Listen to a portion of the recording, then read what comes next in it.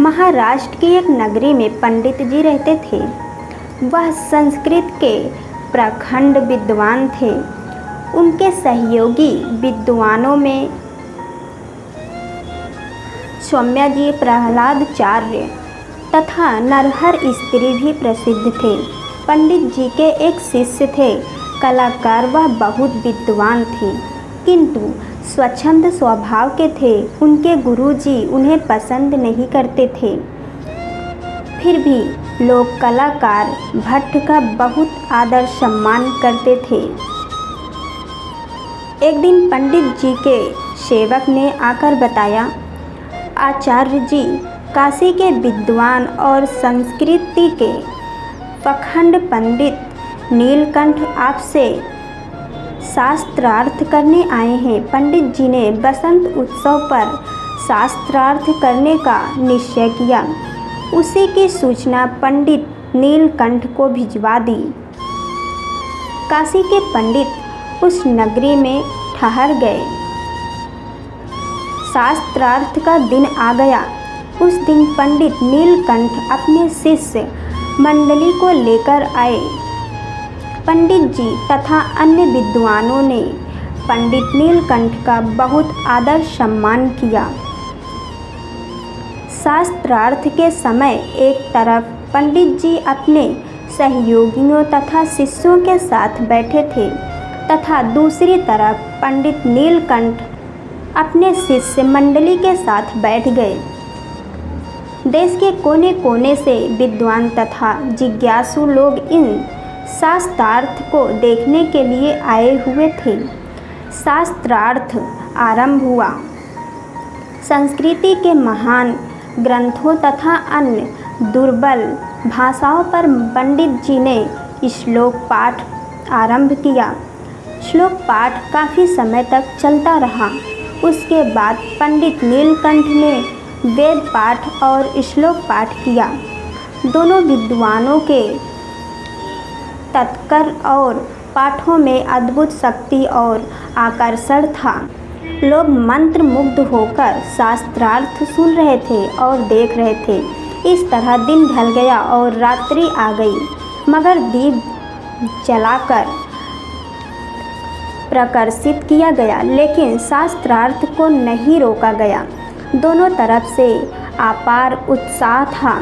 उन लोगों को दिन रात की कोई चिंता नहीं थी।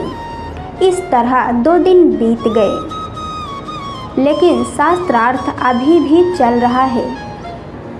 पंडित जी श्लोक पाठ कर रहे थे। अचानक उनकी वाणी में दोष उत्पन्न हो गया। मातृत्वपूर्ण उच्चारण के साथ श्लोक पढ़ने लगे। कुछ देर बाद बोलते बोलते रुक गए। उनकी वाणी ने जवाब दे दिया। उन्होंने मस्तक झुकाकर अपनी पराजय स्वीकार कर ली। पराजय के आंसू पंडित जी की आंखों में साफ दिखाई पड़ने लगे थे।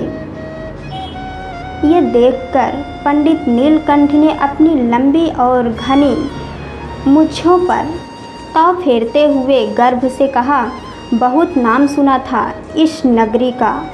सुना था कि इस नगरी के विद्वान वेद पाठ में देश में सबसे आगे हैं, किंतु अपनी आँखों से देखकर और परखकर कुछ और लग रहा है। ठीक है, विजय फल हमें दे दीजिए। कल सूर्योदय होने से पहले ही हम अपने काशी नगरी लौट जाएंगे। तभी पंडित जी के सहयोगी विद्वान प्रहलादाचार्य ने धीरे से कान में कहा, पंडित जी, कमलाकार को बुलवाइए और शास्त्रार्थ को आगे बढ़वाइए। वह बाजी मार ले जाएंगे। ये सुनकर पंडित जी की आंखें क्रोध से लाल हो उठी और उन्होंने कहा, क्या बोल रहे हो तुम? कमलाकार को, ऐसे आवारा व्यक्ति को शास्त्रार्थ के लिए बुलाना हमारी नगरी का अपमान होगा। वह क्या शास्त्रार्थ कर सकेगा? उसे तो इधर उधर घूमने से ही फुर्सत नहीं है। पंडित प्रहलाद आचार्य जिद करने लगे तो पंडित जी ने कमलाकार को बुलवा लिया। पंडित कमलाकार लंबा तिलक लगाए, कंधे पर रेशम का शाल ओढ़े शास्त्रार्थ करने वहां पहुंच गए। पंडित नीलकंठ ने उपहास करते हुए कमलाकार से कहा, आओ पंडित जी देखें तुम में कितना दम है, कितनी शक्ति है। यहाँ तो सब पराजय स्वीकार कर आंसू बहा रहे हैं, सावधान कहीं तुम भी आंसू न बहाने लगना। पंडित कमलाकार केवल मंद मंद मुस्कुराए, फिर शास्त्रार्थ करने के लिए आसन पर बैठ गए। उनके पास में पंडित जी के अतिरिक्त अन्य विद्वान मंडली भी थी जो सोच रही थी कि देखें आज इस नगरी की प्रतिष्ठा बचेगी अथवा धूल में मिल जाएगी। शास्त्रार्थ शुरू हुआ। इस बार आरंभ नीलकंठ पंडित ने किया था। दोनों विद्वानों की वाणी में अद्भुत क्षमता और आकर्षण था। लोग ध्यान लगाए उनकी वाणी का रस ले रहे थे, मगर ये क्या, शाम ढलते ढलते पंडित नीलकंठ निहाल हो गए और उन्होंने मस्तक झुका लिया।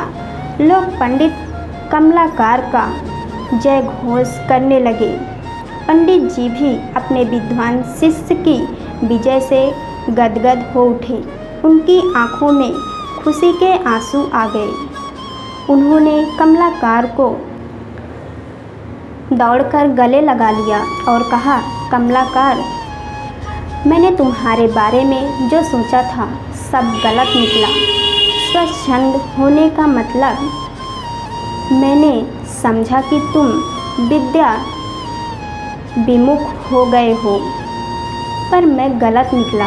पंडित कमलाकार चुपचाप आसन से उठे। उन्होंने अपने कंधे का रेशमी शाल पराजित पंडित नीलकंठ के कंधे पर डाल दिया, फिर चुपचाप वहाँ से चले गए। सभी आश्चर्यचकित देखते रह गए। पंडित कमलाकार ने नगरी की प्रतिष्ठा को बचा लिया था।